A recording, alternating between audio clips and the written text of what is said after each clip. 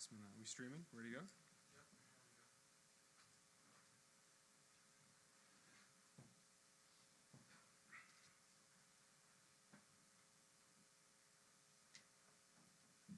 طيب بسم الله الرحمن الرحيم الحمد لله رب العالمين وصلى الله تعالى سيدنا محمدا أشرف الأنبياء والمرسلين وعلى آله وصحبه ومن والاه إلى يوم الدين نويت التعلم والتعليم والتذكر والتفكير والنفع والانتفاع والإفادة والاستفادة والحث على التمسك بكتاب الله والسنة ورسوله صلى الله عليه وسلم والدعاء إلى الهدى والدلالة لخير ابتغاء وجه الله ومرضاته قربه ثوابه سبحانه وتعالى. سبحان الله والحمد لله ولا إله إلا الله الله أكبر لا حول ولا قوة إلا بالله العلي العظيم عدد كتب أبد الأبد مداهرة داهرين سبحانك لا علم لنا إلا ما علمتنا إنك أنت العليم الحكيم وحسبنا الله ونعم الوكيل ولا حول ولا قوة إلا بالله العظيم. اللهم إني أعوذ بك من أن أضل أو أضل أو أزن أو أزل أو أظلم وأظلم أو أجهل أو يجهل عليه. اللهم أغننا بالعلم وزينا بالحلم وأكرمنا بالتقوى وجملنا بالعافية يا أرحم الراحمين يا أرحم الراحمين يا أرحم الراحمين. Who's that? You're comfortable? Good. Okay. طيب نواصل إن شاء الله. We're going to continue our reading from the appendices of Agenda to Change Our Condition. Agenda to Change Our Condition. The author says in Appendix B. Okay, Appendix B, right? That's where you guys are? That's what I was told, right? Okay, Appendix B. The Council of Imam An-Nawawi. Okay, so Imam Nawawi. Do you guys remember when we spoke about Nawawi all those weeks ago? Who he was, right? What kind of status he had in terms of like knowledge, in terms of proximity to Allah Ta'ala, right? The book that he wrote that you guys all read from, Riyadh al-Salihin with Shaykh Yahya al-Rawha. These are Imam Nawawi's counsels. So the author is saying here, the person who wrote Agenda to Change Our Condition, he put this as an appendix. Section concerning arrival to the knowledge of Allah Ta'ala. So he means here about reaching what's called, when he says knowledge of Allah Ta'ala, he means ma'rifah. Okay, ma'rifah is a term that gets used in the Arabic language to refer specifically, it means knowing in general, but it means specifically to, when the people of Tasawwuf use it, when people of Tasawwuf use it, they mean coming to know Allah Ta'ala. And you are a servant of Allah, tamam, who has reached a state where Allah Ta'ala might reveal certain information to you, like certain knowledge to you, and you come to know your Lord in a more exclusive way. So Imam Nawawi says, in this section, so the author says, there is a large portion about the path to Allah that appears in the great Imam Nawawi's Al-Maqasid. So Imam Nawawi wrote a book called Al-Maqasid. Have you guys heard of it? Okay. Like the school, Al-Maqasid, right? So Al-Maqasid, the book, right? It's a book written by Imam Nawawi. It is a book that he wrote that's an elementary book of fiqh, okay? And like many elementary books of fiqh of the Shafi'i school, it runs through not just fiqh, but also touches on a few other points like tasawwuf and maybe even a little bit of tawheed. So this book of his, Al-Maqasid, he has a section in it about coming to know Allah Ta'ala, right? And the author of Agenda to Change Our Condition says what? It is wonderfully succinct summation of the path to Allah. Imam An-Nawawi, who passed away the year 1277, that's not Hijri, that is Gregorian. Hijri years, he passed away 600 something if I'm not mistaken. Yeah, all right. So he passed away in that year, and he says he writes the following. Okay? He wrote the following. طيب. Arrival to the knowledge of Allah is achieved by repenting from all things unlawful or offensive, seeking sacred knowledge in accordance with one's needs, maintaining ritual purity, performing the obligatory prayers in the first of their time and in congregation, as well as the sunnah prayers that correspond to each of the obligatory prayers, adhering to the 8 units or raka'at of the mid-morning or duha prayer, and the 6 units after the sunset or maghrib prayer, and before the isha prayer, yani 6 raka'at between maghrib and isha. Performing the late night or tahajjud prayers after awakening from one's sleep, fulfilling the witr prayer, fasting on Mondays and Thursdays, and on the 3 days of the full moon, i.e. the 13th, 14th, and 15th of the lunar month, and also on the other days of the year in which fasting is recommended.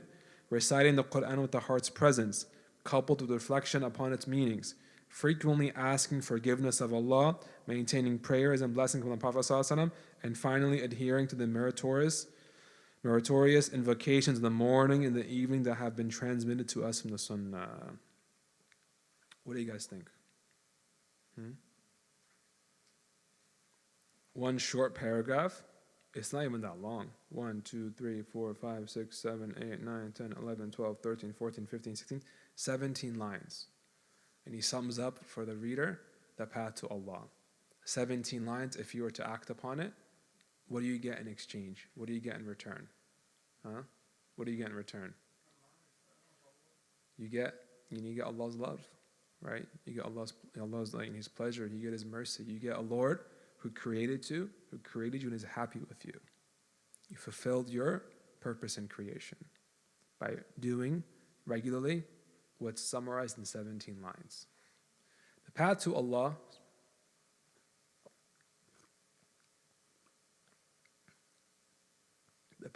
is a path of action. Okay? It's a path of action.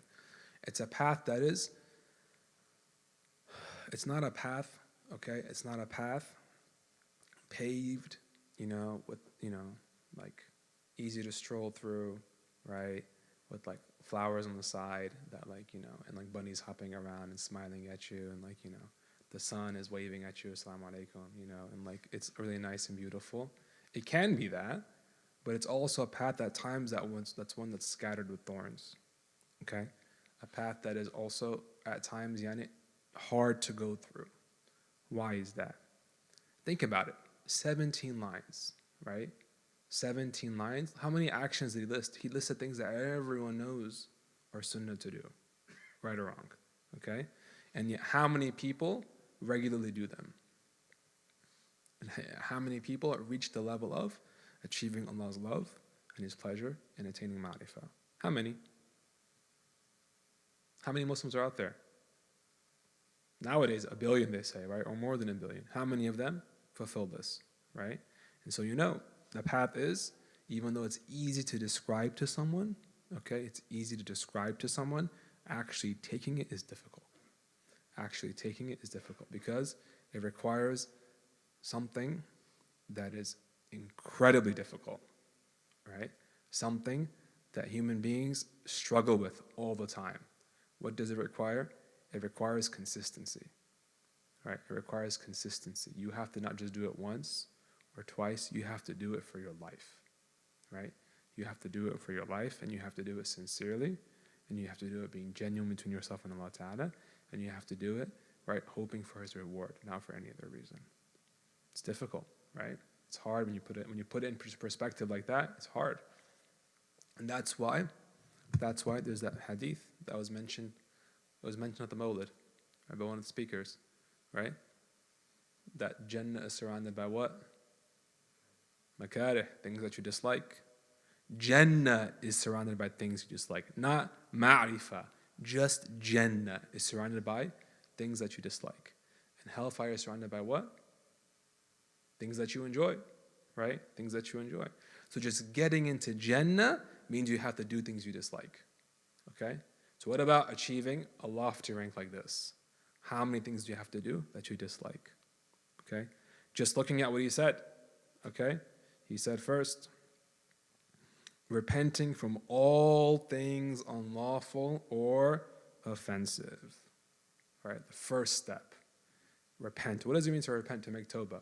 One of the conditions, tawbah has conditions. It's not just I'm never going to do it again. No, tawbah has conditions. The first condition is to be sincere, right? Second condition is to ask for forgiveness. Third condition is to make a sincere intention to never return to that thing, okay? And the fourth thing is what? Is that if it's something that's between you and the slaves of Allah, other people in creation, you have to give them back their rights. So if you stole something, give them back their property, give them back, their money, right? But just look at that. Just to take the path of tawbah, to really, really sincerely make the decision, I'm never doing that again, right? How many people Tamam? Can do that, right? How many people can do that? It's hard, right? It's very hard, to acknowledge you're doing something wrong and to stop doing it, tamam, and make an intention between yourself and God that you're never going to do it again. That doesn't mean that, tamam, khalas, you're superhuman, you'll never make a mistake again. No, it just means that you've decided, you made an active choice to never do it again. You might fall and make a mistake in the future and do it again, but the active choice you're making is you're never returning to that sin, whatever it may be. Whatever it may be, whether it's listening to something haram, watching something haram, saying something haram, right, doing something haram, whatever it may be. Just the first step is something not everyone's giving tawfiq for. Okay, let alone the rest. Let alone the rest. Look at the rest. Tamam? He says, seeking sacred knowledge in accordance with one's needs. How many people, right, they go and they spend their whole day doing things, right, and the last thing on their mind is whether it's permitted or not. Right? The last thing on their mind is, am I doing it properly or not? Right? And you guys see it for yourselves, right? All you guys came here to Maqasid, and anyone who really stepped into any form, any seminary, the first thing you learn is what? You really don't know anything. Right or wrong? So, you really don't know anything. Everything you thought and you knew turned upside down. Turns out this religion's an ocean, right? And you might spend years at the feet of your teachers and be lucky to attain a drop. Okay? So to acquire the necessary knowledge you need to what? To act, to take the path of God. That's the second step, right? It only makes sense. You can't take a path unless you know what to do, right? You know what to do. So he says, right? He says what? Seeking sacred knowledge in accordance with one's needs. You don't have to seek all the knowledge in the world, just what you need, right? Maintaining ritual purity, always being in a state of wudu. It's always also from the path of the exclusive to Allah Ta'ala, to always be in a state of wudu. Okay? To always be in a state of wudu. Okay? Not just only when you're praying, but always be in a state of wudu. How difficult is that? Okay? You're someone who's Shafi'i, walking through the subway, it's packed, good luck, right? But the point is, right, always be in a state of wudu, okay? Always be in a state of wudu. It's something that is, that's something someone who wants to the path of God should always be doing, right? To always be in a state where you're purified. To be in a state always that you can pray even if you wanted to. Even if you're not currently, you can pray if you wanted to. You're just ready to go. You're covered properly, you have wudu, you are always outwardly in a state of prayer, okay? And then what does he say after that? He says, performing the obligatory prayers in the first of their time and in congregation, right? In the first of their time and in congregation, as well as the sunnah prayers that correspond to each of the obligatory prayers. So you pray every obligatory prayer. You pray at the beginning of its time, right? So what do they say, right? Is that narrated in a hadith that the beginning of the prayer time is when Allah's pleasure is attained. Tamam? And the end of the prayer time is where Allah's pardon is attained. Tamam? So what's better, to have Allah be pleased with you or to just pardon you? To be pleased with you, right? To be pleased with you. So, not just pray your obligatory prayer, but to pray as soon as they come in. To pray as soon as they come in. And to pray in congregation. Right? To always pray in congregation. Okay? To always pray in congregation. Tamam? As well as the sunnah prayers that correspond to each of the obligatory prayers. To always pray the sunnahs that come before and after, the major sunnah prayers of the 5 daily prayers. Okay? And adhering to the 8 units or raka'at of the mid-morning or duha prayer. And the 6 units between maghrib and isha prayer. And performing late night tahajjud prayers after you sleep. And praying the witr prayers. Look at all those prayers. To be doing that, not just today, tomorrow, 1 week, 2 weeks, you have an intention to do it the rest of your life. Okay? That's the path to God. Right? The path to Allah Ta'ala is not one, okay, with like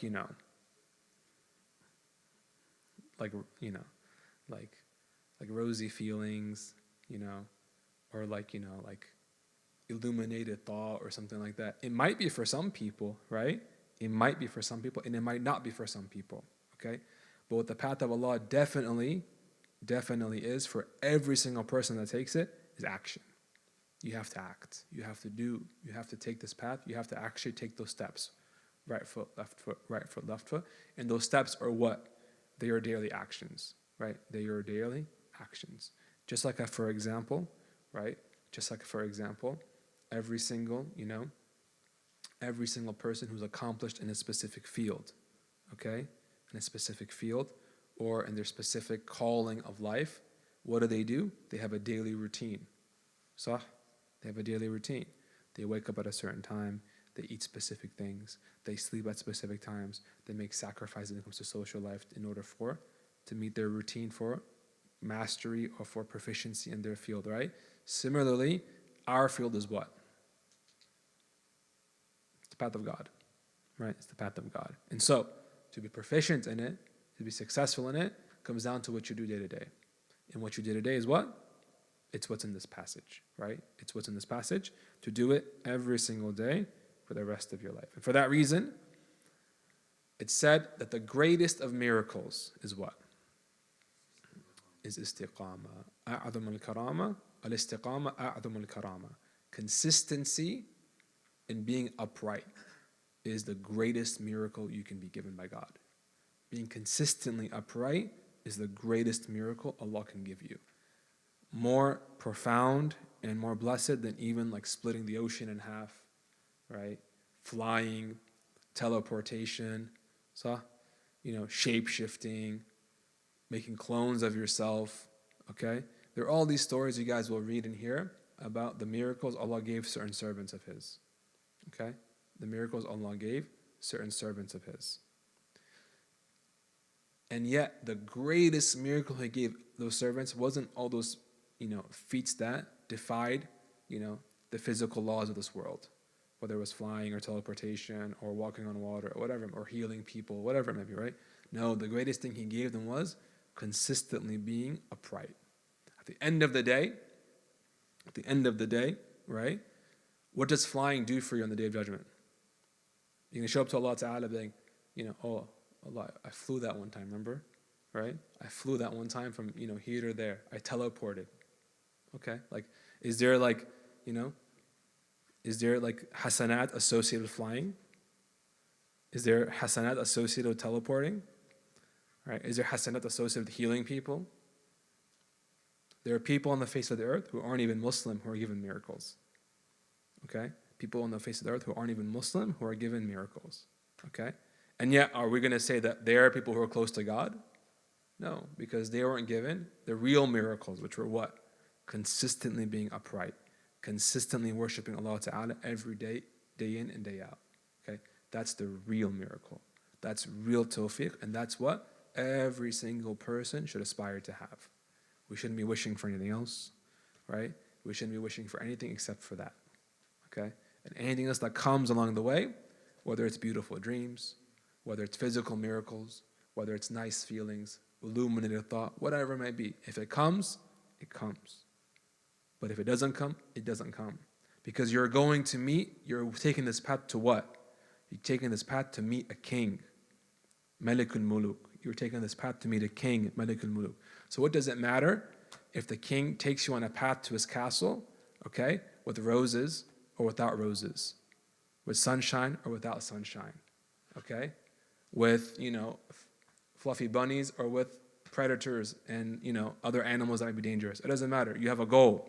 You're seeing the king of all of existence, okay? And the path you take to him, it doesn't matter. The point is you get to the end of it, right? You get to the end of it. So some people's path to God might be different than others in terms of the things they might experience, the dreams Allah might give them, the miracles Allah might give them. But ultimately, every single person has to actually walk the path, has to actually move their feet step by step and get from point A to point B to get to the end of the journey. And that movement is what? Is through what Imam Nawawi just described. It's through what Imam Nawawi just described in this passage. Okay? Do you guys understand? So the biggest thing you guys can take away from this passage is that the path to Allah is one of actions. The path to Allah is one of filling your scroll with good deeds. Okay? Filling your scroll with good deeds. And you'll notice he doesn't even encompass all the good deeds, right? All he talks about after fasting, now what does he say, right? Fasting on Mondays and after prayer, what does it say? Fasting on Mondays and Thursdays. On the 3 days of the full moon, the 13th, 14th, and 15th of the lunar month. And also on the other days of the year in which fasting is recommended. Reciting the Quran with heart's presence, coupled with reflection upon its meanings, frequently asking heart forgiveness of Allah Ta'ala, maintaining prayers and blessings on the Prophet ﷺ, and finally adhering to the meritorious invocations of the morning and the evening that have been transmitted to us from the Sunnah. He's just talking here about physical things you do with your limbs, things you say, invocations you say, actions you do, right? You fast, you pray, and so on and so forth. He's not even talking about the actions of your heart, okay?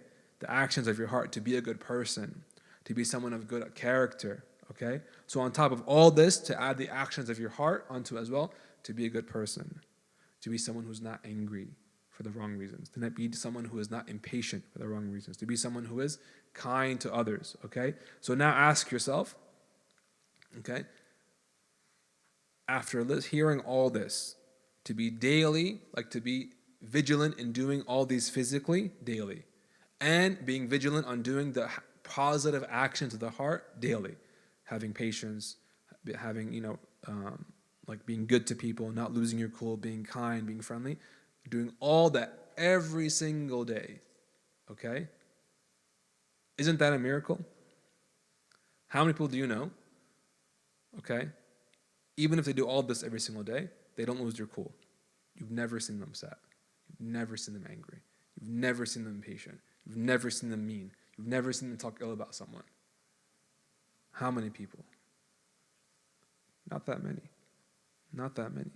There's an author. There's an author. His name is Imam al-Sha'rani. Perhaps some of you know about him. Okay. Imam al-Sha'rani, he has a book where he writes about. He was writing about his own life, like a memoir. But in the part of the book, he talked about the awliya of Allah Ta'ala. Okay, the awliya of Allah Ta'ala. And he talked about a wali who was alive at his time. A wali and a faqih. Okay, a wali and a faqih. Whose name was Al-Khatib al-Sharbini. Okay, this man, Al-Khatib al-Sharbini, was a known wali of Allah Ta'ala. Like it was, the reason he was called Al-Khatib al-Sharbini, like you guys know what Khatib means? The person who gives khutbah on Jum'ah, it's called a Khatib. Okay? Why was it called Al-Khatib al-Sharbini? Al-Sharbini, right? You know where he's from or his name? Al-Khatib. Why was it called Al-Khatib al-Sharbini? Because it was documented that people would see him give khutbah at multiple masajid at the same time while he was alive. They would see him here giving khutbah. Then they would hear from their friend that he gave khutbah there. Okay, if he was here giving khutbah, how is that possible? He's giving khutbah there, giving khutbah there, giving khutbah there, all at the same time. How is that possible? He did it, right? Okay. He was also documented to have other miracles as well. He was also a big faqih, right? He was a big faqih. He was a contemporary of Ibn Hajar al-Asqalani, Ibn Hajar al-Haytami, and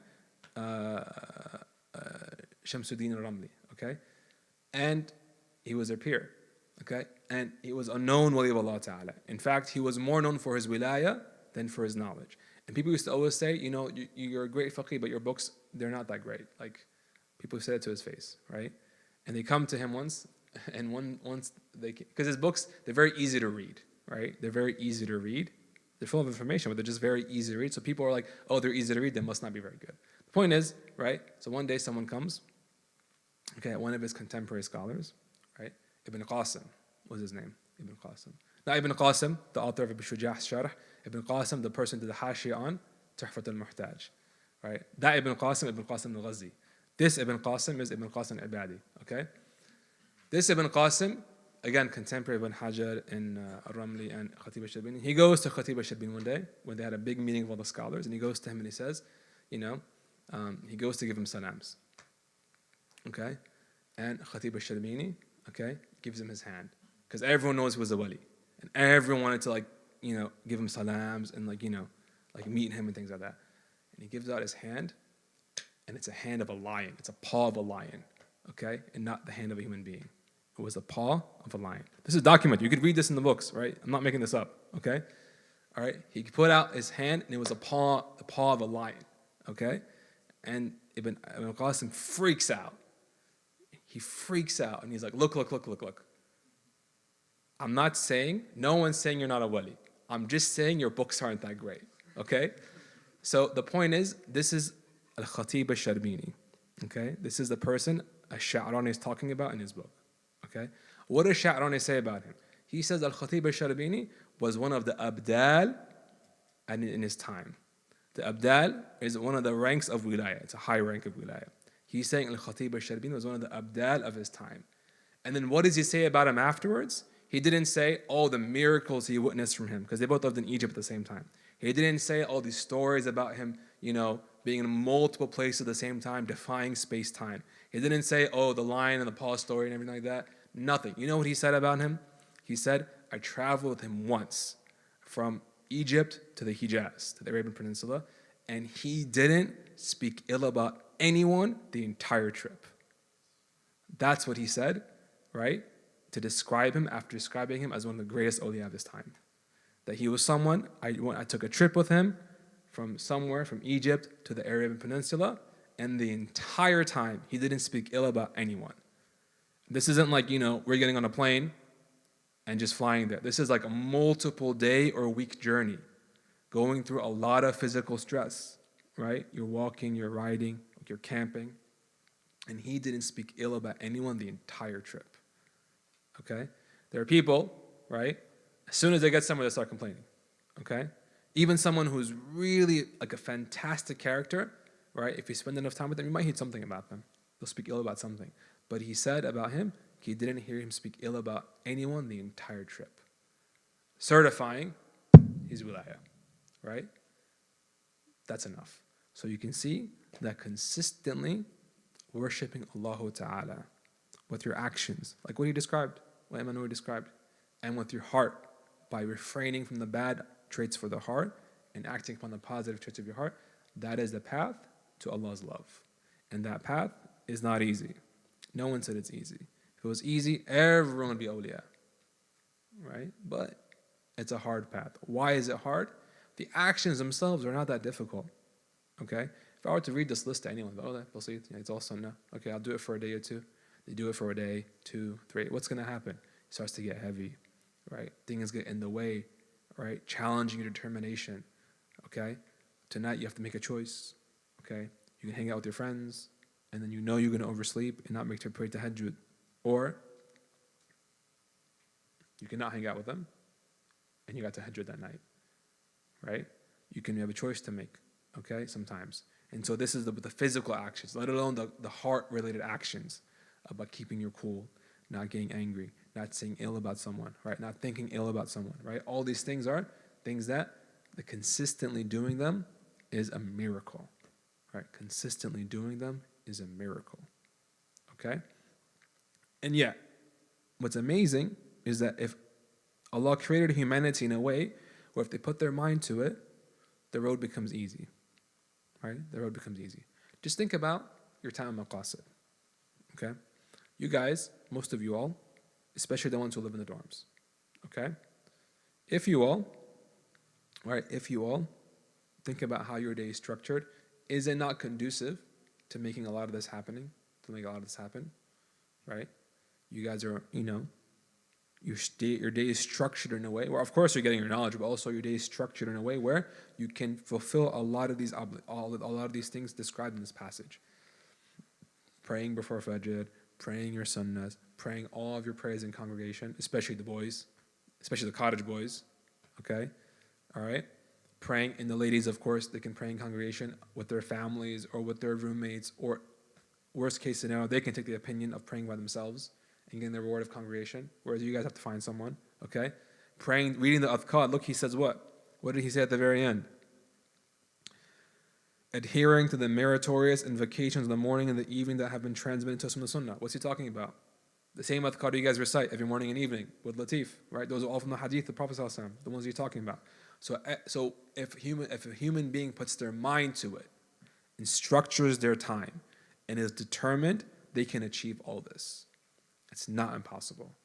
What's difficult is just doing it consistently, because there are things that will come up, okay, and try and stop you. Sometimes those things are physical obstacles, like we described earlier, right? You have a choice to make, this or that, okay? Sometimes those obstacles are things in your heart, Okay, you have feelings. You have an ego that's pulling you in a whole different direction. Okay, but even despite all that, Allah makes it easy for you. Why? There's a hadith. Allah Ta'ala says that there is nothing better. Hadith Qudsi. So Allah is speaking. The Prophet ﷺ is speaking, but it's from Allah, it's Allah's words. There is nothing a servant does that's more beloved to Allah Ta'ala than obligatory actions. And then through the extra actions and sunnah actions and nafil actions, the servant gets even closer until the point where what happens? Yeah, so Allah Ta'ala says every time the servant comes closer to Him by what? A handspan, right? A handspan. Allah gets closer to Him by how much? An arm span, right? If it comes closer, gets closer to Him by an arm span, He gets closer to Him by how much? A wingspan. If the servant comes to Him walking, Allah will go to him what? Running. Until Allah loves the servant. So once someone starts taking the steps, okay, things will just happen and become easier. And part of it is that you'll see some people, those physical obstacles will go away. Okay, those physical obstacles will go away. And for some people, it's also perhaps their ego will get tamed. Their ego will get tamed over time. Okay? But the point is, Allah will make it easier for the person who is determined and takes the first step. He said it himself. The servant walks to me, I will run to them. The servant comes close to me by a handspan, I'll come an arm span, like a lot more than double that to him, right? And you guys have experienced this in your lives probably. Okay? I want you guys to think about this. Have any of you all tried to ever push something really heavy across the ground? Like a car or a really heavy box, right? That first push, how hard is it? It's really hard. But once it gets moving and you overcome the static friction holding that item in place, what's going to happen? It's rolling. It's much easier to push. And so once someone takes that first step, right? Khalas, boom. It's much easier, right? It's much easier. But it requires you yourself to move. You have to get moving. And the first step to moving is what? He said, making tawbah. Okay, making tawbah and taking the path of knowledge to learn what you need to know to live your life. To learn what you need to know to live your life and then to act upon everything after this. And so even if someone finds difficulty in doing the specific things mentioned here, okay, the individual actions, specific prayers or sunnahs or fasting or things like that, okay, thank you. The first step is enough to make it easy. It's enough just to get out of bed. It's enough just to stand up. It's enough just to, khalas, leave the room, go somewhere else. And that's enough to just kickstart you and make the rest of the action easier for yourself. It's just that first step that is difficult. And that's what shaitan is making you, he's trying to make you not take that first step. Because once you get moving, khalas, you're moving. Allah will give you tawfiq. Allah will give you tawfiq. Okay? Do you have any questions? Yes. So when it comes to prioritizing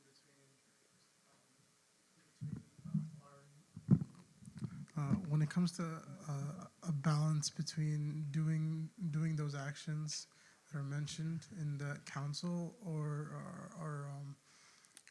trying to acquire the traits that are great that are really amazing for the heart to have, what is the balance between trying to do both at the same time or prioritizing one over the other? Do you guys understand this question? Yeah. So there's no contradiction between the two. Okay? So attaining those traits of the heart that are positive and prophetic, right, does not mean you can't take this path of action. And taking this path of action does not mean you can't take that path of acquiring those prophetic traits in your heart and ridding yourself of all the non-prophetic traits in your heart. There's no contradiction there. They can both happen at the same time. In fact, they do, right? In fact, they do. Look at a baby, right? A baby. Okay, a baby, right? Mom and dad are teaching it how to walk and teaching it how to say mama and baba, and they're teaching it how to behave, right? To not throw things, not hit people. It's doable. It's not like, do one or the other. Do both, right? Do both. And you all, right, the guidance you guys have been giving in the Rawha, for example, Sheikh Yahya, and in their studies in the seminary, they outlined that path for you all of how to go about, structuring your time and your priorities to traverse the path in the best possible way. Okay? Any other questions?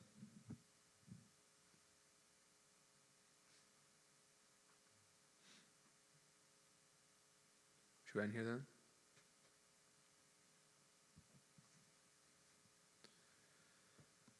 ربنا انفعنا بما علمتنا، رب علمنا الذي ينفعنا، رب فقهنا وفقه أهلنا وقراباتنا في ديننا ما أحلى قطر أنثى وذكر، رب وفقنا وفقههم لما ترتدي قولا وفعلا كرما، وارزق الكون حلالا دائما، وأخل أتقياء علماء نحظى بالخير ونكفى كل شر. ربنا واصلح لنا كل الشؤون وقر بالرضا منك العيون، واقضي عنا ربنا كل الديون قبل أن تأتينا رسل المنون، واغفر واستر أنت أكرم من ستر. وصلاة الله تغشى المصطفى من إلى الحق دعانا والوفاء، بكتاب فيه للناس شفاء، وعلى الآل الكرام الشرفاء، وعلى الصحب المصابيح الغرار. اللهم اهدنا بهداك واجعلنا ممن يسارع في رضاك، ولا تولنا وليا سواك، ولا تجعلنا ممن خالف أمرك وعصاك. وحسبنا الله ونعم الوكيل، ولا حول ولا قوة إلا بالله العلي العظيم. وصلى الله على سيدنا محمد وعلى آله وصحبه وسلم.